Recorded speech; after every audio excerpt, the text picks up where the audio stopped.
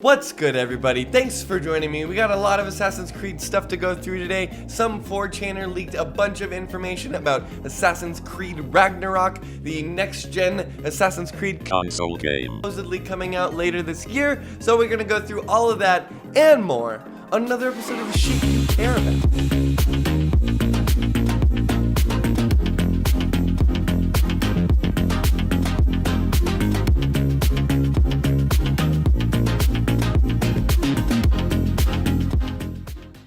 Alright, so before we jump all into this, take everything I'm saying with a grain of salt, of course. Keep in mind that these are all leaks. That being said, most Assassin's Creed games end up leaking before they are announced, and in the past they have been pretty right. Knowing that, let's jump right into it. Apparently the title of the next Assassin's Creed game is going to be called Ragnarok. They're going for that Viking theme, which seems to be a really popular thing to do in games right now. With things like Arise and God of War, obviously this is just a really popular setting to have in your games right now. Not surprised that Assassin's Creed would be going for that trending market, of course. Supposedly it's going to launch on Xbox One, PS4, and PS5, as well as Xbox Series X. So it's going to be one of those like cross next-gen platform games, kind of like how Assassin's Creed 4 Black Flag was when it came out on PS4, PS3, Xbox 360, and Xbox One. According to the leak, the release date will be announced at the upcoming PlayStation event, and they will get a release date of September 29th, 2020. We will also probably hear more news about the new PlayStation 5 at this event, so I'll keep you guys up to date with that. The game will apparently feature co-op up to 4 players, kind of like Ghost Recon Wildlands, where your friends can kind of just hop in and out of your game and help you do a mission here and there. This also kind of reminds me of Assassin's Creed Unity a little bit, where if you remember back in the day when that game came out, you also could kind of hop into your buddy's game and do Assassin's Creed missions with each other. The RPG mechanics that have become popular in the Assassin's Creed franchise since the last couple games are going to be expanded upon even more in this one. Supposedly they're going to add Skyrim-like leveling, so you kind of use your skills to upgrade them, as well as unlock them through the story and by spending points in your tree, as well as adding a job system similar to Final Fantasy, so you're going to be able to choose if you want to be more of like a sneaky type or like a tank, or I would imagine range damage and everything in between there. Each of these jobs or classes will also feature their own skill tree, so there'll be plenty of new abilities and skills to play with and unlock. Along with adding a bunch of new armor and weapon types to the game, they'll also be adding weapon durabilities similar to Breath of the Wild, so they're kind of forcing you into using a small set of weapons and kind of swapping them for the given scenario you need, as well as allowing you to add things called runes, which kind of act as enchantments to your weapons and armor, which will give them certain like elemental buffs like fire or ice, as well as giving them extra stats and bonuses. They're changing adrenaline mode to something called berserk mode, which does fit the Viking theme a little bit more. Sounds like you're kind of gonna get to go berserk, berserk, berserk. Berserker mode, so that you can kind of get different elemental damage while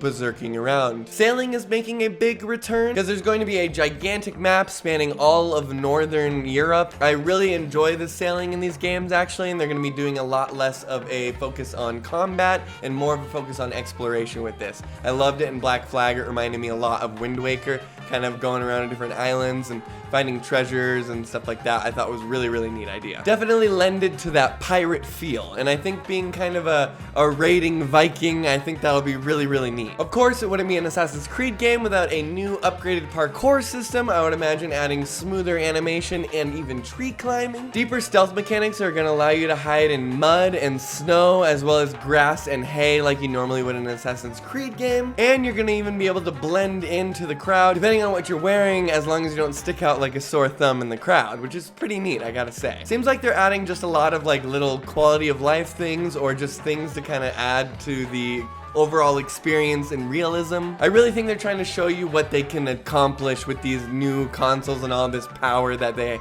hadn't had before. As well as a deeper stealth system, they're going to be adding a reputation system to the whole game. So depending on, what quest you're completing or who you're doing jobs for, it'll add to your reputation. And it does sound like depending on if you, who you kill or what you do in the game is going to affect your reputation with certain factions in this world. There supposedly will be dynamic battles that will take place all over the map, so you can just like happen upon these huge battles or even organize these large-scale raids and battles in the world itself, and I would imagine that's going to play into the whole reputation system as well. This reputation system and dynamic battle system looks like it's going to be only significantly enhanced with the massive map this game is going to take place in. I touched on it a little bit earlier, but it's going to take place all in Northern Europe, so you're going to get to go to places like London, Kiev, and even Paris apparently. And it's going to be really cool to see how they kind of play with the reputation system and the dynamic battles and stuff in this gigantic map. And if it's anything like Assassin's Creed Odyssey or Origins, I think was the one before that, I can only imagine this game is going to be freaking huge. The game apparently takes place in 845 CE, where you play as a guy or a woman named Jorah. I definitely think this sounds really cool. I kind of hop into the Assassin's Creed games like every other one or so. I did play Assassin's Creed Odyssey a bit when I got it for free with my video card, but I really didn't get super into it, and it's been a while now, so I think I would definitely be ready to hop into a big ass open world game. And definitely with the new consoles coming out later this year, we're gonna be looking for really anything to play on these, and Ubisoft is almost always one of the people who is up front in making next gen games like that. So definitely not surprised to see this leak come out saying that we're gonna kind of get that cross-platform game there, and overall it seems pretty cool. We're obviously gonna have to wait to see when, you know, like Ubisoft actually confirms this stuff, and we haven't gotten a trailer or anything like that yet. So once again, take everything I'm saying with a grain of salt, of course, but we do know from past leaks on Assassin's Creed games that this is probably pretty dang close. Definitely seems like a really good direction to take the Assassin's Creed games. I've still always wanted them to do like a Eastern Asia or like a Japan Assassin's Creed, but definitely since Vikings are kind of like a really popular thing right now, I can see why Ubisoft would kind of want to get on the bandwagon for that.